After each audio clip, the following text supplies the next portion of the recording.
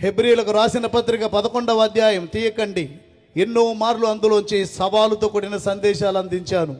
ఉరుములు మెరుపులు కురిపే సందేశాలు, స్టేజి దద్దరిల్లే సందేశాలు, విశ్వాసం అంటే ఏంటో తెలుసా అంటూ పెద్ద పెద్దగా కేకలు వేసి చెప్పాను. వేల కన్నులు నా వైపు చూస్తున్నాయి. ఇలాంటి విషమ పరీక్షల మధ్యలో హెబ్రీ పత్రిక 11వ అధ్యాయాన్ని ఎగిరెగిరి బల్లగుద్ది చెప్పిన మన అయ్యగారి యొక్క యాక్షన్ రియాక్షన్ ఎలా ఉంటుంది అని.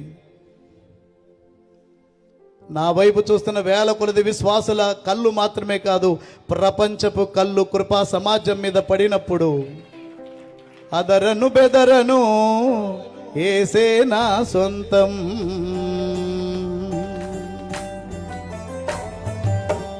అదరను బెదరను ఏసే నా సొంతం, అదరను బెదరను ఏసే నా సొంతం.